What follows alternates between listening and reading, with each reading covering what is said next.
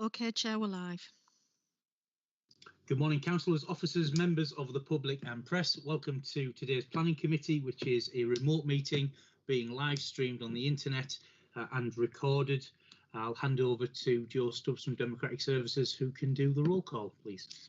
Good morning, everybody. Welcome to Planning Committee. We'll just start the meeting with a roll call. I'll just read out councillors' names. If you could just confirm that you're present, that you have all the papers and that you can see and hear everything. We'll start off with Councillor Stephen Akers-Belcher. Yes to all. Thank you. Councillor James Brewer. Hello and yes to all. Thank you. Councillor Paddy Brown. Yes, all present and correct. Thank you. Councillor Bob Buchan. Yes to all. Thank you. Councillor Tim Fleming. Yes to all. Thank you. Councillor Marjorie James. I believe I have all the papers and I can see and hear. Thank you. Do we have Councillor Lindridge with us? Councillor Lindridge? Right, we'll go back just in case. Councillor Brenda Loynes. Yes to all. Thank you. We've got apologies in from Councillor Carl Richardson. Councillor Cameron Stokel. Yes to all. Lovely. And the Chair, Councillor Mike Young. Yes to all. And can I just go back to Councillor Jim Lindridge? Are you with us, Jim? Yes, I've got the papers, can see and can hear you. Thank you. Wonderful. Thank you very much. Just to let members know that if we need to do any votes, we'll do those by a recorded vote. What will happen is I will read out the councillors' names and you will need to say if you are for, against or wish to abstain on the proposal. And then that's back to you, Chair. Thank you very much. Thanks very much, Joe. So item 2 is to receive any declarations of interest. Hello. Hello. I was just saying to Joe, Councillor Tony Richardson is in attendance as well. Oh, hi, Councillor Tony Richardson. You okay? Yes, Mike. Cheers. I think we have 2 others as well. I think we have Councillor Sue Little and Councillor Lisa Smith as well, who are going to be speaking on application today. So can we make note of those as well, please, Joe? Absolutely. Sue, your hand was up. It's not up now. That's fine. Okay, we'll move on then. Okay, any declarations of interest from members?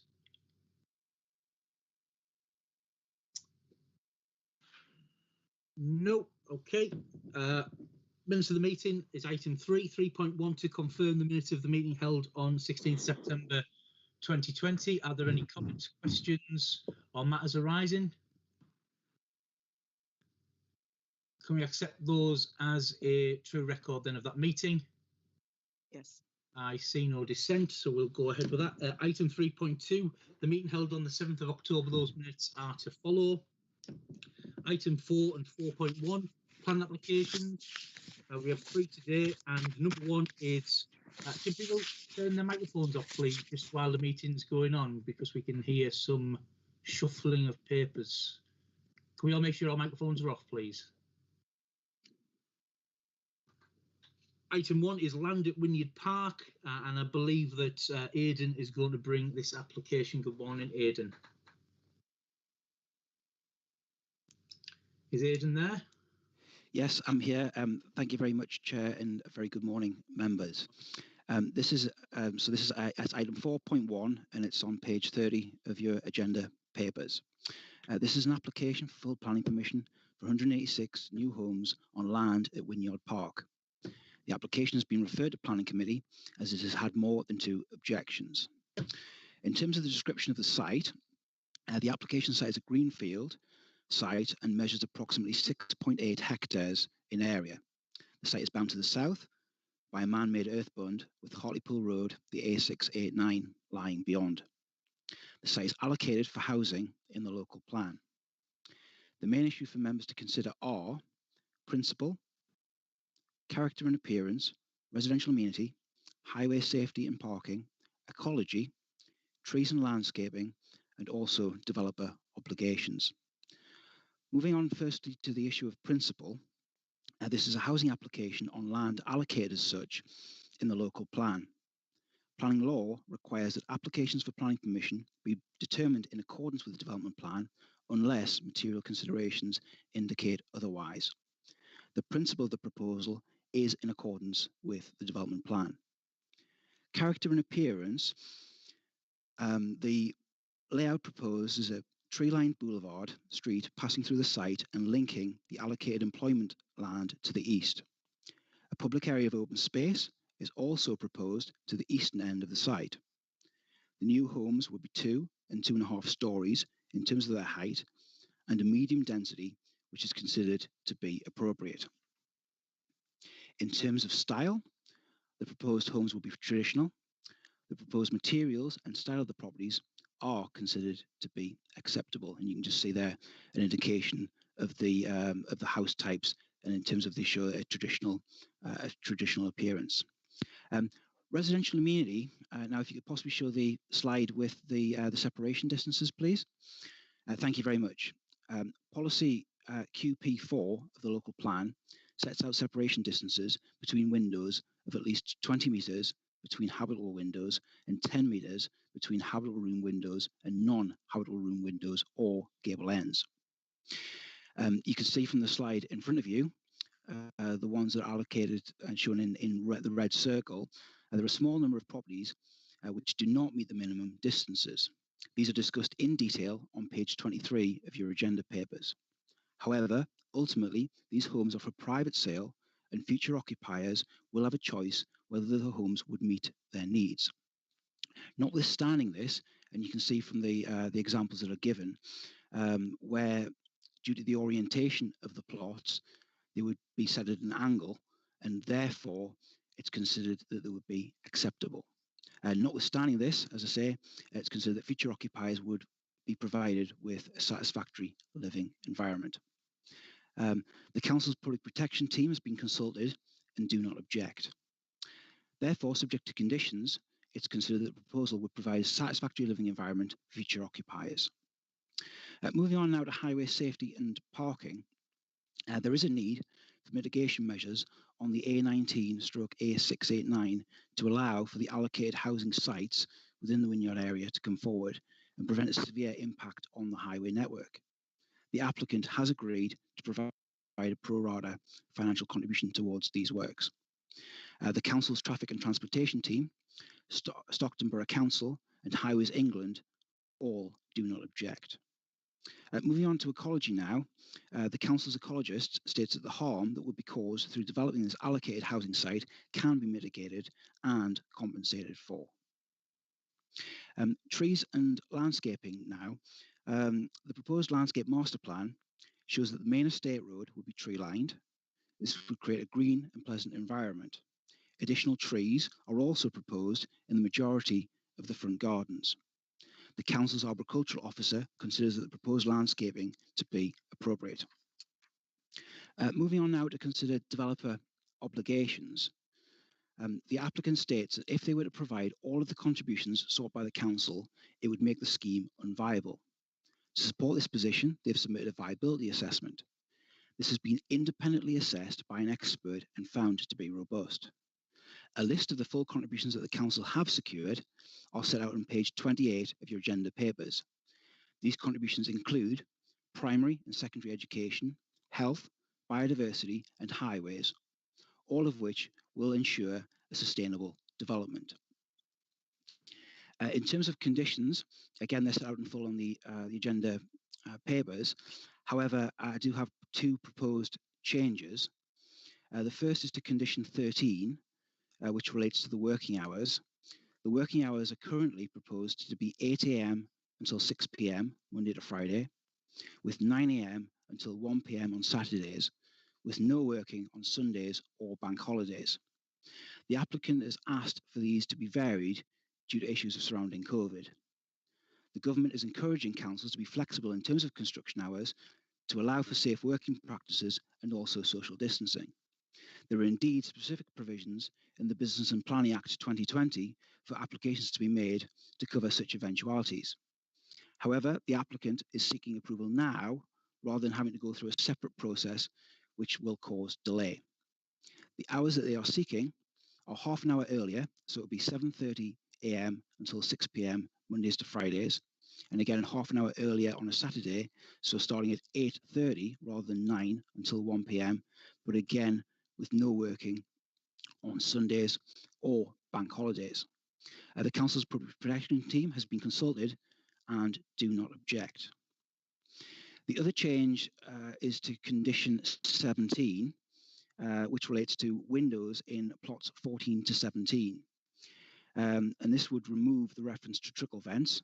The trickle vents are not necessary as the ventilation would be passive.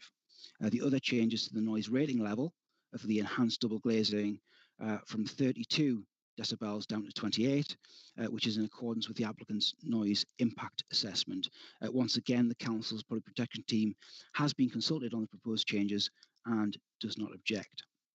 In conclusion, therefore, planning law requires that applications for planning permission be determined in accordance with the development plan unless material considerations indicate otherwise.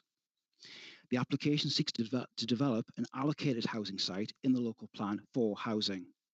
There are no material considerations that outweigh this. It's therefore recommended that planning permission should be granted, subject to a Section 106 legal agreement and the proposed amendments to the conditions that I've just discussed. Thank you, Chair. Thank you, Aidan. Are there any questions for the officer?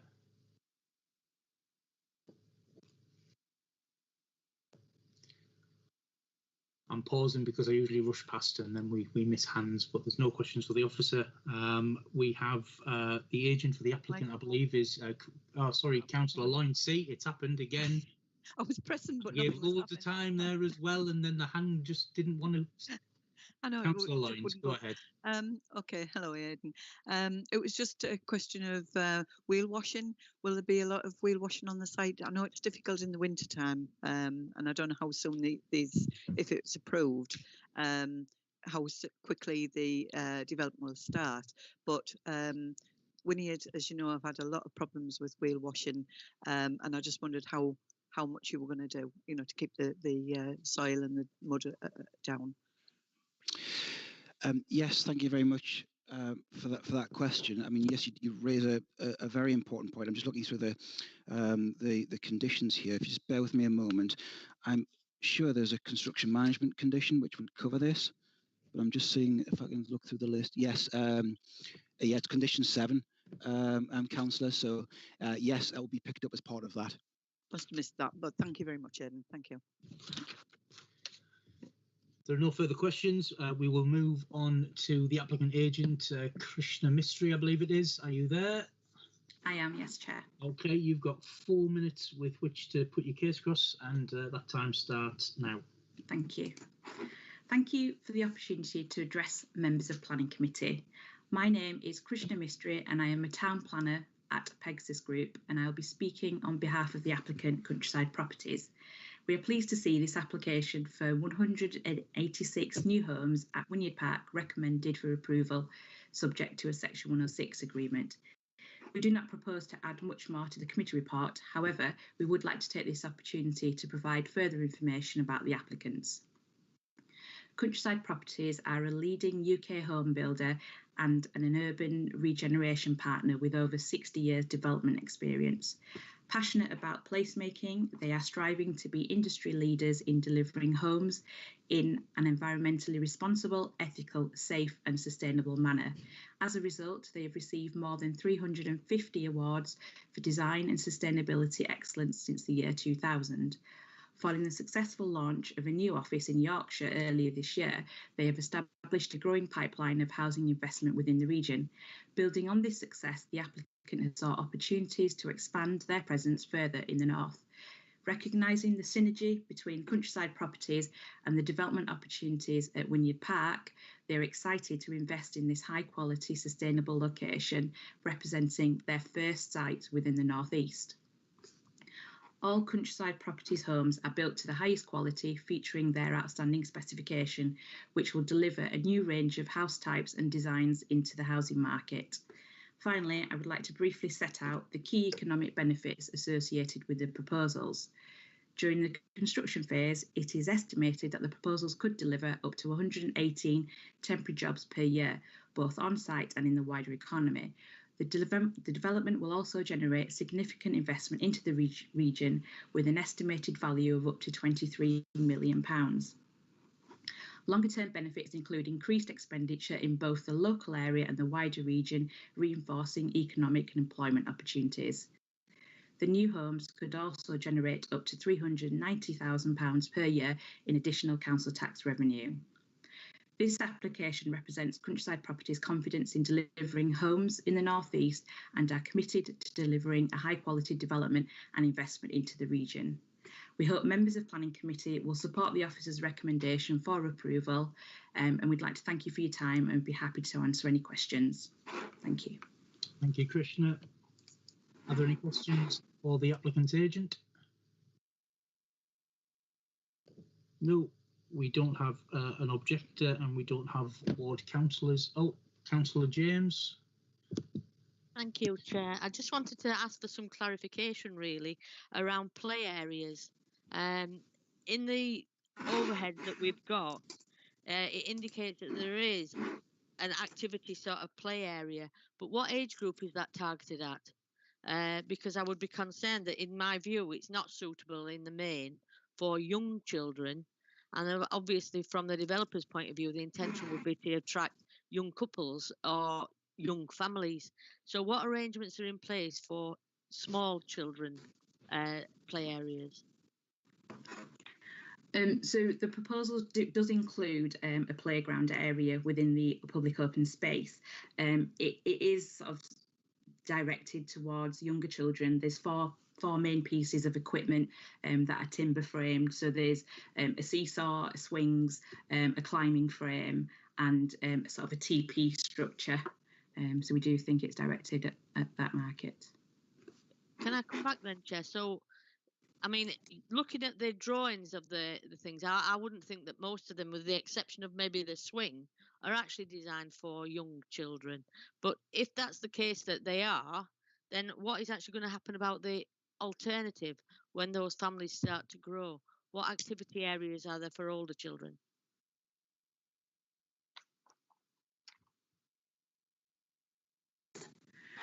I think this site sits within the wider Wynyard Park development area. There will be opportunities elsewhere. There's obviously a package of contributions that will support, opportunities elsewhere for other sectors and other age groups. But this proposal provides this landscape and public space play equipment.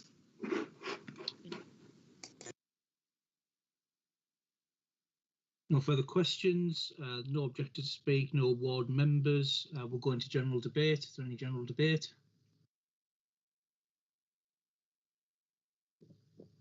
No. Okay, so the officer recommends. Oh, Councillor James. Thank you, Chair. I'm clicking off and clicking back on. It just doesn't work quick enough. But can I just ask whether there is a comprehensive plan across developments at Wynyard that would accommodate all age groups of young people for activities and play? Because I haven't actually seen a comprehensive approach.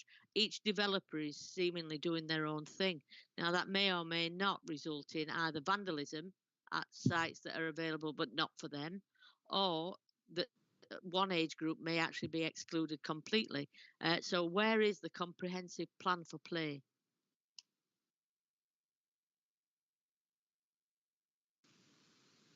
If I may answer that one, it's Matt Johnson from Wynyard Park. I'm participating to answer questions. That's okay, Chair. I'll just seek guidance on that because I'm not sure whether that will be allowed. Tom, can you just come in on that, please? You're still muted, Tom. Right, am I unmuted now? Am I unmuted now, Chairman? Yes, you are. Yeah. Yeah, I think that would be fair for Mr. Johnson. Okay. Thank you. On a particular point. Yeah. Go ahead, Mr. Johnson. Okay, thank you. Just in relation to Councillor James's comments, there is other two current developments being Taylor Wimpey and Duchy Homes on site. Taylor Wimpey have just currently implemented a play area, and Duchy Homes have that secured under a Section 106. The wider master plan talks about the delivery of play facilities and sets a provision out for a full range of ages across the development. So overall, as each development comes forward, it'll ensure there's a broad play provision across all of the sites as and when Wynyard's delivered. So currently, the site in Hartlepool is delivering 3 play areas which cover the broad spectrum of age groups. Chair, Thanks. can I just come back to that? Yeah.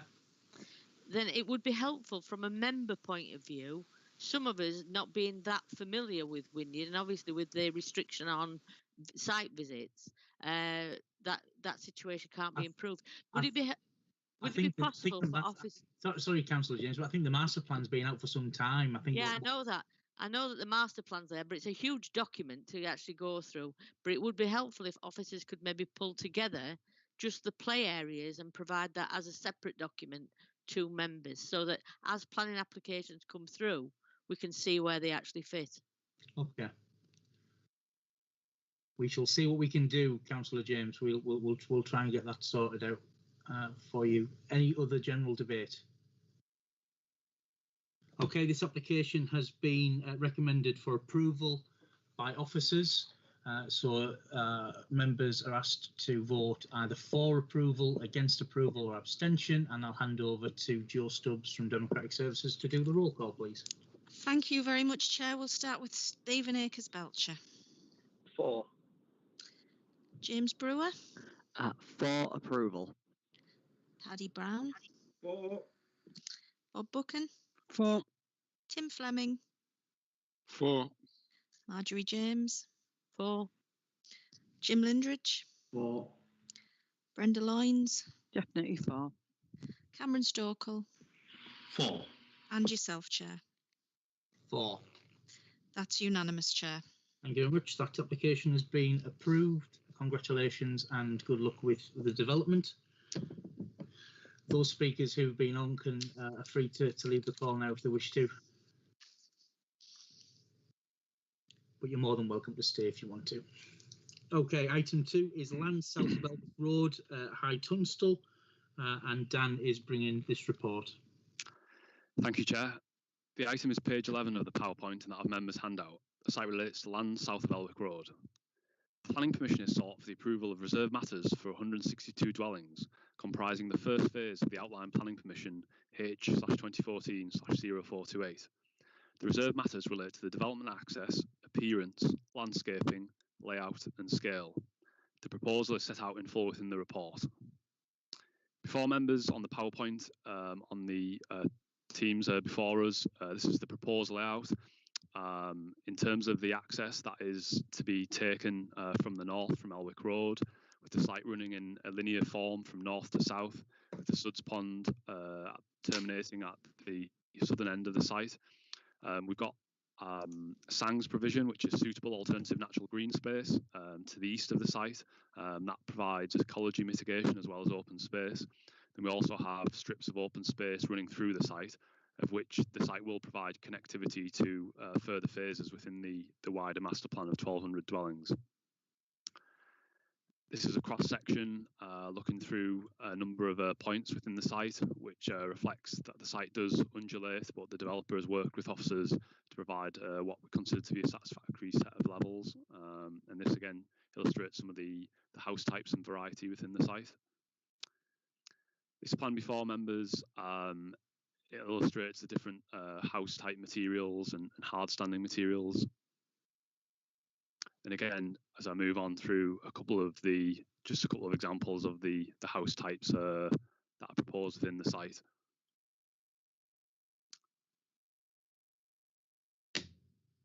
Apologies. The proposal is set out within in full within the report. The application has been referred to Planning Committee as more than 2 objections have been received. In terms of the background and site context, the site is immediately west of High Tunstall Farm and south of the recently completed Quarry Farm 1 phase development known as Elwick Grove. The site is also northwest of Connerscliff Road. Both the relevant planning history and the site context for the application site are set out within the report. In terms of publicity, the application was advertised by way of 275 neighbour letters, site notices and a press notice. To date, 8 objections have been received from neighbours. A number of objections relate to the principle of development, including the impact on local and strategic highway infrastructure, loss of countryside, lack of housing need, and impact on local services. These matters were considered and addressed through the outline planning permission previously considered at the Planning Committee and formally approved in 2019. Any reserve matters approval would remain bound by the conditions and planning obligations of the outline planning permission where relevant. These matters are therefore not material considerations with respect to the current application for reserve matters. Notwithstanding this, material objections have been received, including concerns over the access, scale, landscape and appearance of the development and the impact on the character of the area. These matters and all other objections are addressed in full within the report. Turning to consultations, there are no outstanding objections from technical consultees. However, concerns have been raised by the Hartlepool Rural Neighbourhood Plan Group and Elwick Parish Council as detailed within the report. Turning to the main planning considerations that are identified in the report, as previously indicated, the principle of residential development has already been established through the extant outline planning permission, and the application site is an allocated and strategic housing site within the Hartlepool local plan. The scale of the proposals are in line with the provisions of the outline approval. In terms of the layout, landscaping and appearance of the development, the applicant has worked with officers to address any issues identified, and it is considered that the proposals are acceptable and would not have a detrimental impact on the character and appearance of the surrounding area. There are also no concerns with respect to the impact on the amenity or privacy of neighbouring or future occupiers due to satisfactory separation distances being maintained. With respect to highway and pedestrian safety, the Council's Traffic and Transport section has confirmed that the proposed access and internal layout was acceptable. For the reasons set out in the committee report, the application is also considered to be acceptable in respect of all of the relevant material planning considerations. With respect to any residual and non-material matters, these have been considered and addressed in the report. Subject to the identified planning condition, the proposal is therefore recommended for approval. Thank you, Chair. Thanks very much, Dan. Any questions for the officer?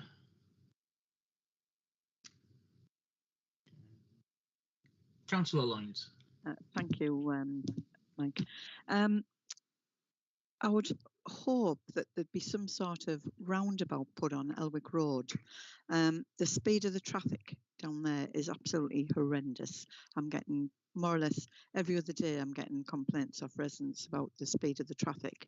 And I just wondered if there was any plans to put a roundabout in there. I can't remember reading anything in the papers, in the report, but a roundabout at that area would certainly slow the traffic down. Is there any plans for that then, Dan? Do you know? I think that was part of the bypass, wasn't it? Wasn't it part of the bypass plans to put a roundabout further up near? I thought it was further down. No, I think it's a different. I mean, the application isn't anywhere near ready. I don't think anywhere, but I think that was probably what we've looked at before. Right. Shall I clarify, Chair? Yeah, please. Yeah. So, in answer to your question, Councillor, as part of the wider 1,200 dwellings in the northwest corner of the site, so several hundred metres west of this, the main access into the site is in the northwest corner, and that's proposed to be served by a roundabout or some other form of strategic junction that will lead and serve majority of the 1,200 dwellings. So as part of the outline, secondary access was approved to serve up to 208 dwellings, of which this is 162 of those. And there'll be a connection into phase 1A and eventually into the wider 1,200. However, there are conditions within the phasing that require the majority of the dwellings to be served by this main strategic access in the northwest corner of the site. There are also conditions on the outline requiring requirements for speed reduction in terms of amending the speed limit and other highway mitigation works along Elwick Road, as they're secured by the outline. So this site would be served by a ghost junction of Elwick Road to turn in, but in answer to your question, the majority of the 1,200 dwellings will be served by this main strategic access, which it's indicated to be a roundabout, but the final details of that will be agreed by a planning condition with our highways team. Thanks, Dan. Right, okay, thank you. How far, if I can ask another question, Chair, how far are we on with the Elwick bypass? Because I asked at the previous meeting and I was told I would get an answer, and I haven't had an answer yet. I know some of it's sensitive, but I just wondered if officers could let me know. Okay. Kieran? Yes. Morning, members. Apologies, Councillor Lyons. We only had our meeting with Highways England last week to determine the design, so that's now been taken forward with an outline agreement on a design. Obviously, I can't discuss the land purchase issues with you. They remain ongoing, and I can pick that up outside of the meeting. But the design is progressing now, and we are now stepping up to get planning permission submitted for the bypass itself. Okay, thanks, Kieran. Roughly time scale, do we know? It's just that Elwick and Dalton have got a mega problem with speed and traffic, and down the Elwick Road as well. And like I said to Dan earlier, that I'm getting every other day complaints from residents about speed and traffic. There's signs up to reduce the speed and what have you. Nobody's taken any notice, and there's going to be a fatality on that road shortly. So it concerns me a lot. And also, is there anything in place to stop the heavy goods coming through Elwick, going to the site if it is approved? Because I know Elwick and Dalton have got mega problems with heavy traffic coming through. Could that be a condition put in the application? I'll pick up on the first point first on the timescales. It's incredibly difficult to put a timescale on it because of the land purchase issue. We're hoping to get all our ducks aligned and get the planning permission in, hopefully by spring next year. That will then sit on the shelf until such time as we either negotiate the land or it goes through a CPO process. We'd like to secure it via negotiation because the CPO process. I'm getting a bit uncomfortable with this conversation being in this plan, because if that plan application hasn't come, we shouldn't be discussing another plan application that isn't before us. I would suggest. I can pick that. I can pick it up. Kieran, can you email Councillor Loyne straight after this meeting, please, and just give her that detail? Is that all right? Because I think we're entering into uncharted territory now. I'm starting to get a little uncomfortable with the detail. All right, thank you. No problem. Thanks, Dan. Thanks, Chair. I can just clarify Councillor Loyne's second point. There's a requirement for a construction management plan. There's actually two construction management plan conditions on the outline permission.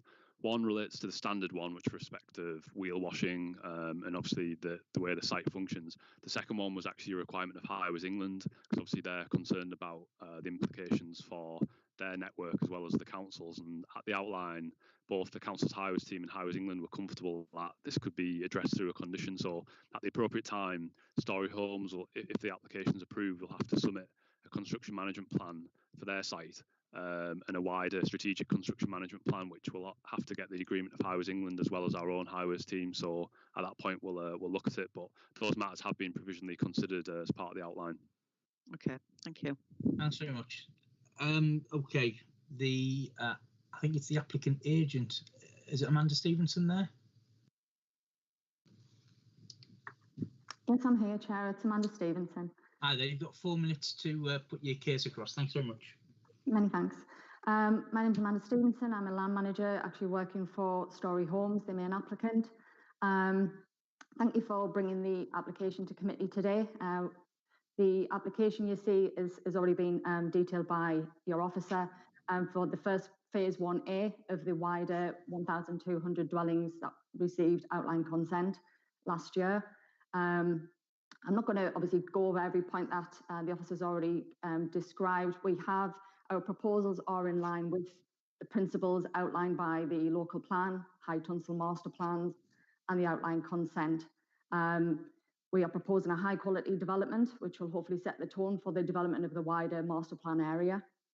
We've worked, as how it's already been discussed, worked hard with local and national stakeholders to develop this scheme and modified it and revised it where appropriate during the determination of the application, which has resulted in such issues being rectified along the way. Our proposals are for a choice of family homes ranging from first-time buyers to larger family dwellings, which we hope really do kind of link itself to the aspirations of Hartlepool. We also have adapted the design to take account of the climate change policy and took into consideration PV to assist with that policy as well. The proposals will also proportionally deliver planning obligations consistent with the wider master plan, which has already been discussed, which will contribute towards the Elwick bypass, as mentioned earlier. But we really welcome the support of the local authority here, and welcome any questions that anybody has. Thanks so much, Amanda. Are there any questions for the applicant?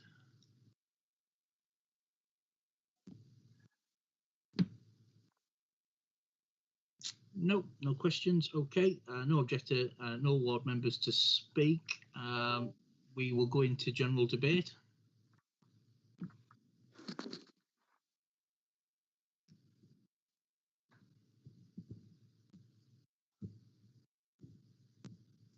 No hands have gone. I'll give an elongated pause there just to make sure I didn't miss anything. So there we go. The officer recommendation for this application is to approve.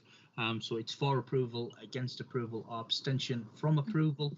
And I'll go to Joe for the roll call, please. Thank you very much, Chair. We'll start with Councillor Akers-Belcher. For approval. Councillor Brewer. Enthusiastically for. Councillor Brown. For. Councillor Buchan. For. Councillor Fleming. For the approval. Councillor James. For. Councillor Lindridge.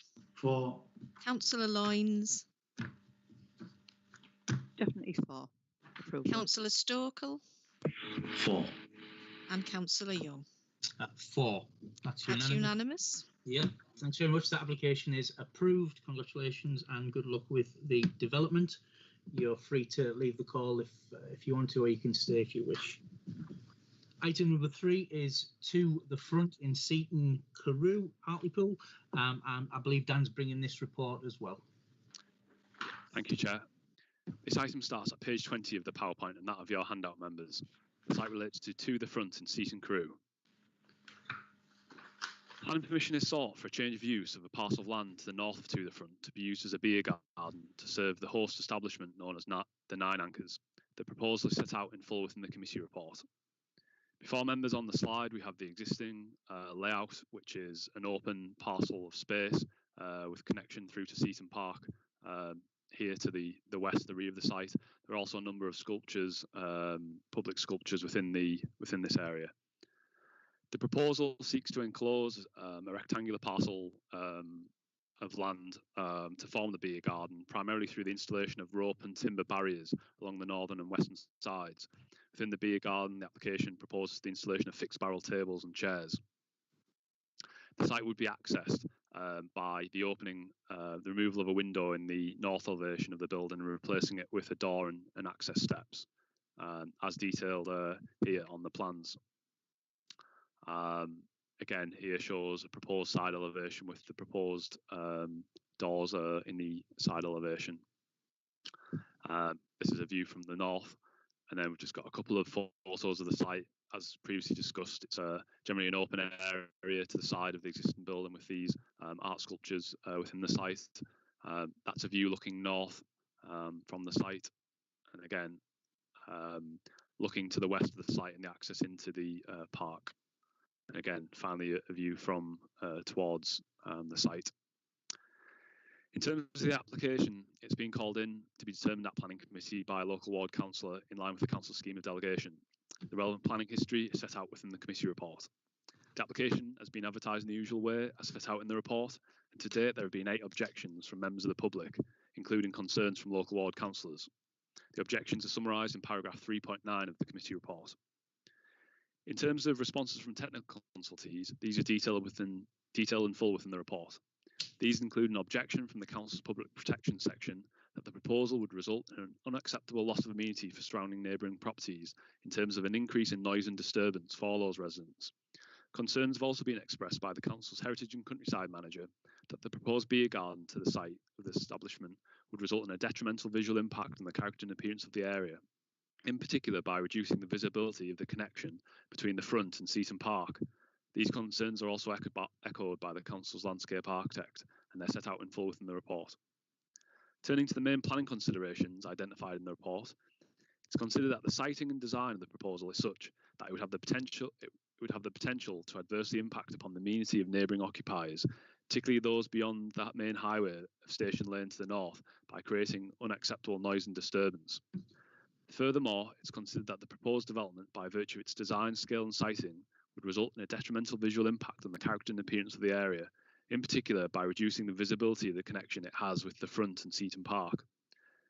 The proposal is considered to be acceptable in respect of other material planning considerations. However, for the 2 reasons set out in the report, it's considered that the proposal is not acceptable and overall, and is therefore recommended that the application be refused. Thank you, Chair.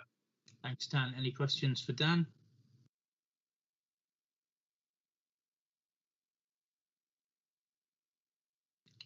Okay.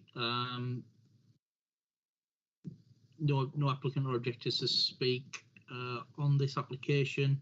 We have Councillor Sue Little and Councillor Lisa Smith who want to speak. Who wants to go first? Councillor Smith, go ahead. Hi, thank you. Thank you, Chair, for allowing me to speak on behalf of the residents of Seaton Ward.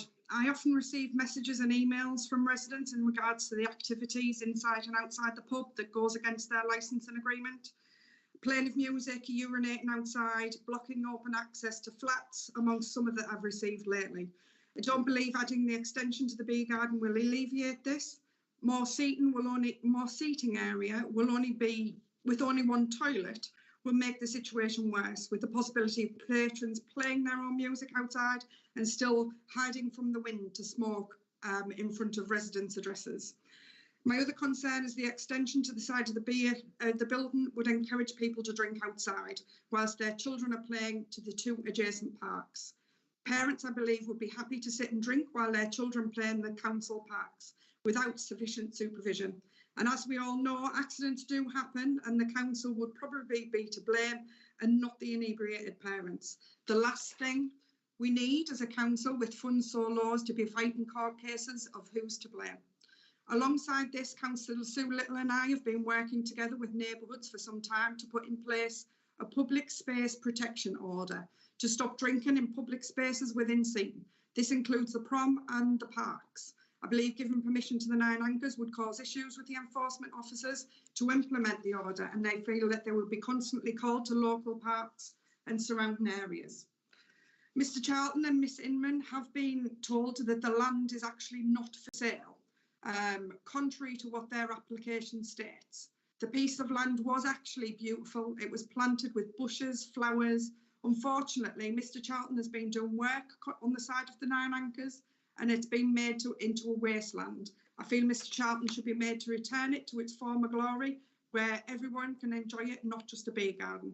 I feel even though they have been told that the land is not for sale, they have ignored the wishes of the council and residents and still push this forward. In summary, I object to the application and hope you would do the same. Councillor Little, do you have anything to add? No. I think Lisa's covered everything excellent there. Okay, thank you very much. General debate. Chair, just see clarification, please. You certainly can. There was a few statements made in there around the order, what was in place, and I believe it was said that that may undermine the order.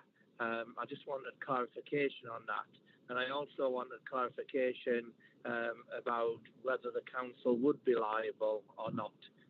In line with the statement what's being made, and I would like that clarification from the appropriate officer, please, before I take part further. Thank you, Councillor Akers-Belcher. Is there anybody who can comment on that? I think, Mike, it's Jim. It's not a planning thing, so I think probably Adrian's the closest. If Adrian wants to hazard a response. Adrian, are you there? Adrian,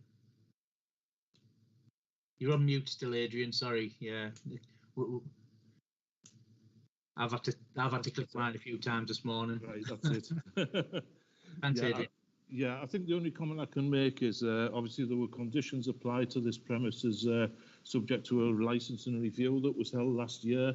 And he does have conditions on there that you shouldn't be playing amplified music, any live music inside the premises, and also that you should be controlling the people that are outside the door, the smoking things, and keep them away from the door of the local resident who lives in the flat above.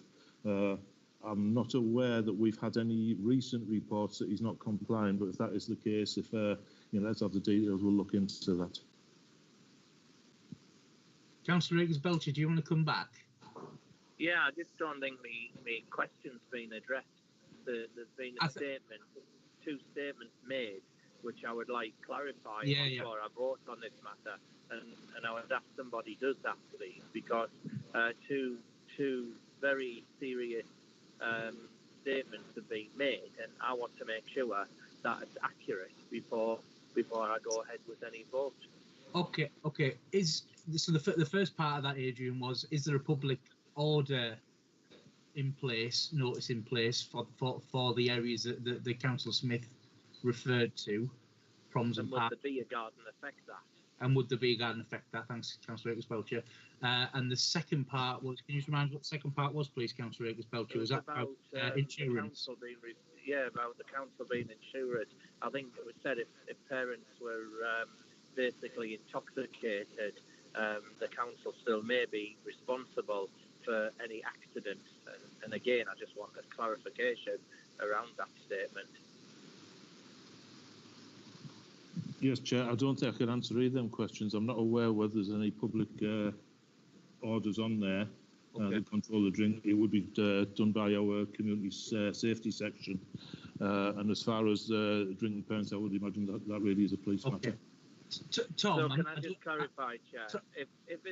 If the park did eventually have a public order on around alcohol and the use of alcohol in that area, a private beer garden, would that have any weakness towards that order or not, or would it prevent the order going ahead in the future, or would it tamper with that? Bearing in mind it is not part of the park, is that correct? I'm getting lots of. It's one of those questions, Councillor Akers-Belcher, that is so brilliant. It's baffling the officers. So I'm gonna bring Tom Graham in. I don't want to put you on the spot, Tom, but do you have anything to say on this matter? Yeah, I'm just struggling to understand why it's relevant to the application. I mean, I hear what's being said, but it strikes me that these are public order matters and to do with licensing, and town and country planning is a separate regime.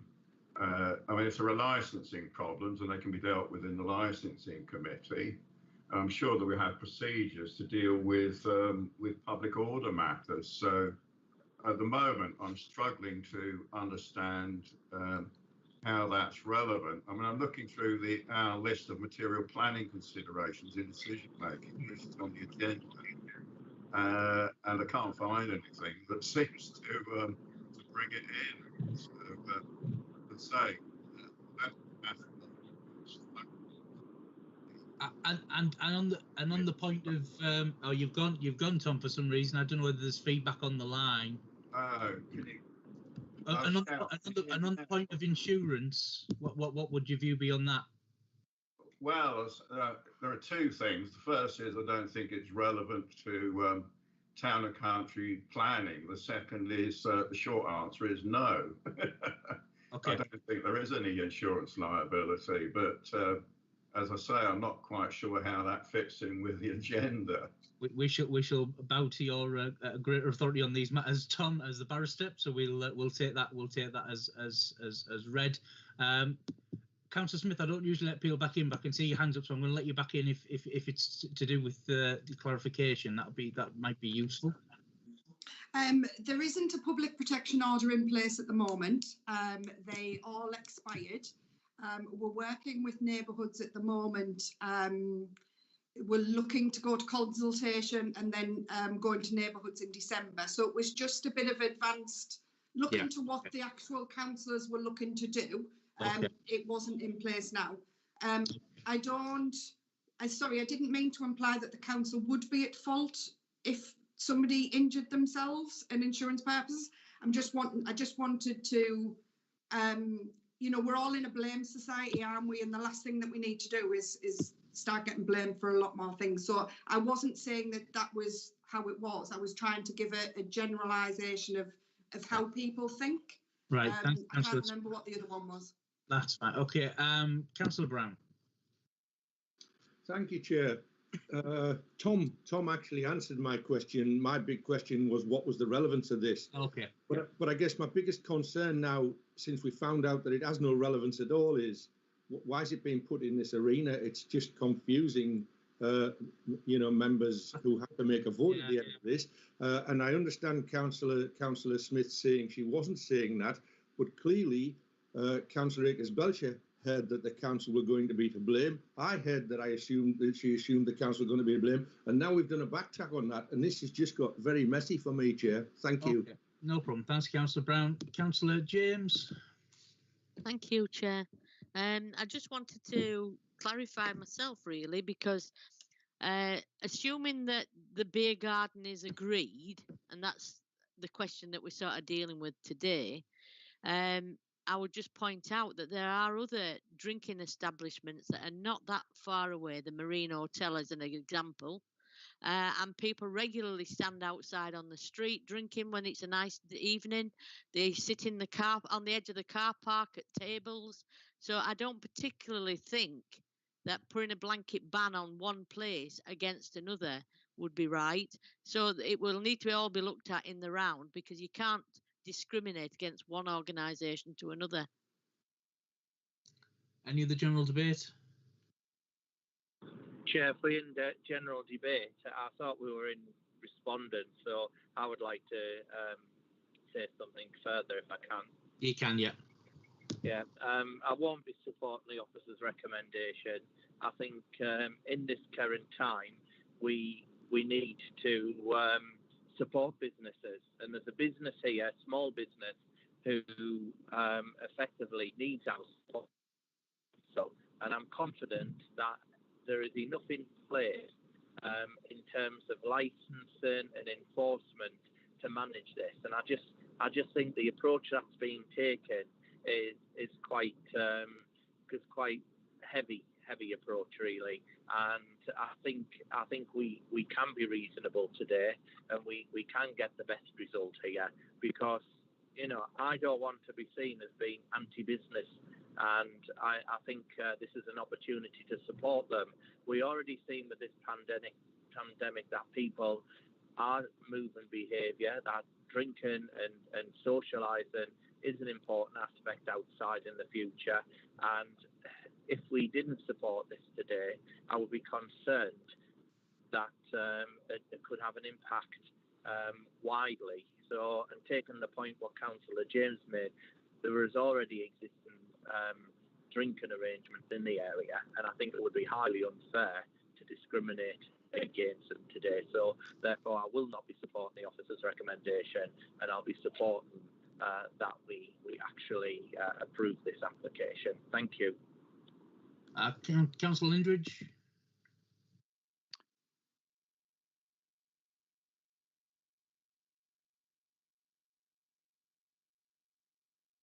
Thanks, Chair. Sorry, little problem with the mute.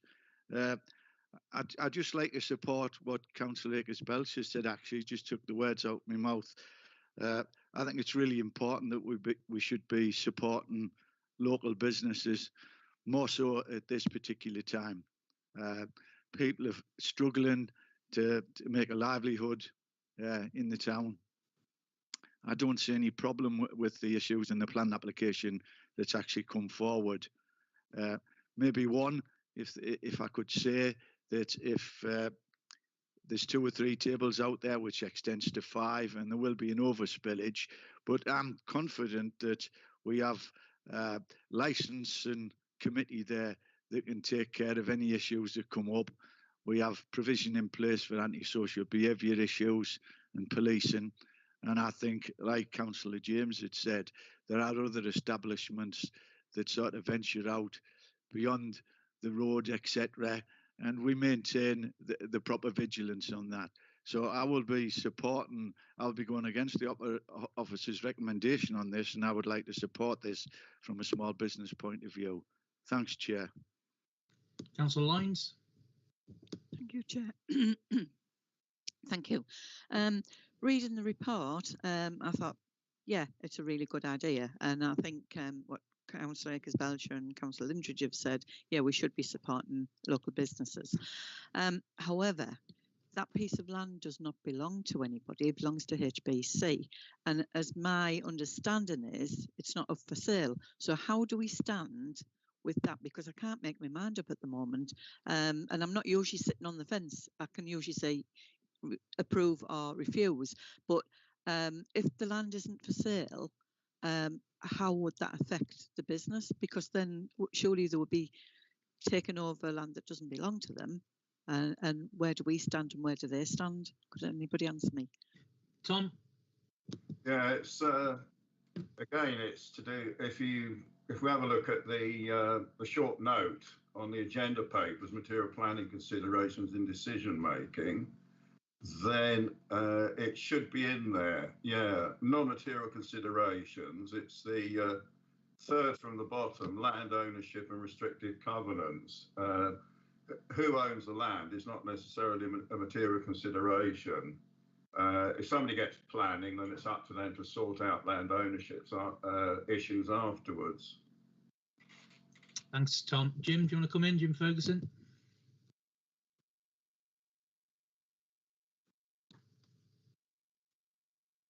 Sorry, it was just I was just going to say what Tom said. He's right, obviously made the point. Thank you. Great stuff. We'll move on. Okay. Councillor Brown. Thank you. Thank you, Chair. Yeah, I'd like to completely agree with what Jim said, Chair. There's just lots of cloud around this that have nothing to do with planning, and I will stand the same as Jim. I'll be supporting this application. Thank you, Chair. Councillor James. Thank you, Chair. I just wanted to point out that, and I mean, it's been covered very well actually by Tom and Jim, but if I put an application in to build condominiums on the grass lawn in front of Buckingham Palace, I may get it, but I would never be able to do it because I would never own the land. So it's, but they are separate issues. Okay. Okay, any further debate? Okay, the officer's recommendation for this application is to refuse the application. So it's for refusal, against refusal, abstaining refusal, and we'll go to Joe for the roll call, please. Thank you very much, Chair. We'll start with Councillor Akers-Belcher. Against. Councillor Brewer. For refusal. Councillor Brown. Against refusal. Councillor Buchan. For. Councillor Fleming. Against. Councillor James. Against. Councillor Lindridge. Councillor Lindridge. Sorry, against. Sorry about that. Councillor Loynes. Councillor Loynes. For. Can you hear me? Yes, yeah, I've got that. Thank you. Councillor Stokel. For. And Councillor Young. For. 1, 2, 3, 4, 5. That is a tie, Chair. That's 5 apiece. Oh, so that means I have the casting vote, doesn't it? It does, Yep, yes. That's right. Oh. Okay, obviously I've said I'm for refusal, so I'm going to follow that through and say my casting vote is for refusal. That application is therefore refused. Tom? Yeah, that's fine. I was just confirming that you've got the casting Thank vote. you. Excellent. Thanks, Tom. Okay, item 4.2, planning committee site visits. Kieran has put a report together, but the sands have shifted again, and we're moving into what people are terming lockdown 2. So with that being the case, and we have applications that are now probably 3 months maybe adrift in terms of site visits. I'm gonna make a proposal, and it's based on the evidence of the meeting that we had about virtual meetings way back when, where we had Mike Smith going out with basically a camera and was able to walk up and down and approach properties and give a full kind of 360 round view of the setting and the character of the areas. And I'm sorry to kind of cut you off, Kieran, but my proposal, if it can be seconded, is we use all the technology at our disposal to conduct a digital site visit, and that can be live. We can live stream that and have a site visit before the day before maybe, and then we can make our assessment on that. The virtual site visit that we did, it feels like an eternity ago, but I think it was probably July or August time. That from most members' perspective was a success. what we do have an issue with some of the newer applications, has been highlighted in previous meetings, is the fact that a lot of stuff that is new and a lot of premises and buildings that are new don't appear on Google Earth. So the need for further technology use and photographs and videos and all that kind of thing should probably form part of a digital site visit. But we're looking at a situation where we're no further forward, and because we can't determine that, we need to come up with a plan. And I would suggest that is for at least 6 months. If I can get a seconder and go to or we can go into some debate about it, but that would be, as Councillor James has put a hand up, I'll take debate on it. Thank you, Chair. I'm not exactly seconding what you I know you're not. I know you're not. right? That's why But I'm not in debate. right, the issues. There are two issues for me. One, I would prefer to actually have a physical site visit. That's on record.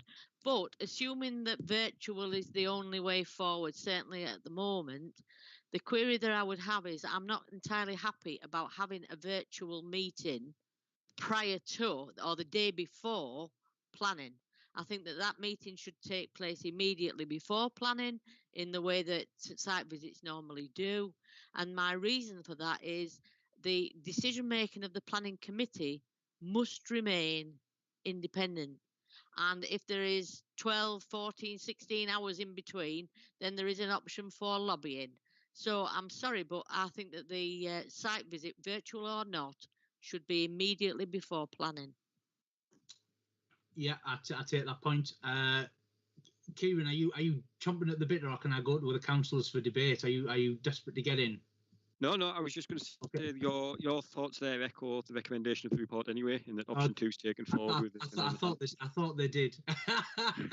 Sorry, I've totally stolen your thunder. I apologise, Kieran. No, steal away. You do the report. Okay, Councillor Stokel. Yeah, I would just like to second your motion, Chair. I think with the pending lockdown, virtual site visit would be the best way forward at the moment in time. Thanks a lot. Councillor Lyons. Thank you, Chair. I'll agree with what's been said by you and Councillor Stokel and also Councillor James. If you remember, it was me that asked for a site visit for 2 items on the agenda a while ago, and it's not acceptable to postpone it any longer. But I've been round one of them, and I think seeing it in the flesh type of thing is the best way forward.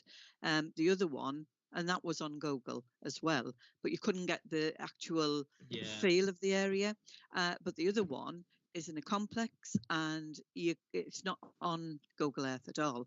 And the photographs that we were given, you couldn't really tell. So I would go with Councillor James, have the virtual one site visit before the actual planning committee as soon as possible to get these applications approved or refused or whatever. Okay. Thank you. So I'm going to amend what I've suggested. Then I'm really sorry, but my computer has. Can people hear me? Because my computer's frozen. Yeah. You can still hear me. That's all right then, as long as you can.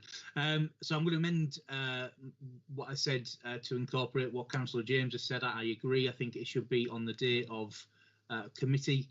I know that puts added pressure on, but I think if we can get, I know Cameron's already seconded that, but with that one condition amendment, are you happy with that, Councillor James? Yes, thank you, Chair.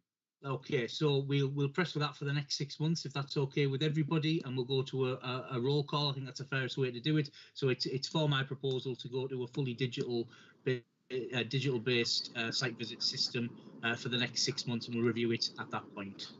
Thanks, Joe. Thank you very much, Chair. We'll start with Councillor Akers-Belcher. 4.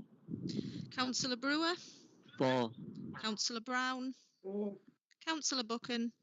4. Councillor Fleming. 4. Councillor James. 4.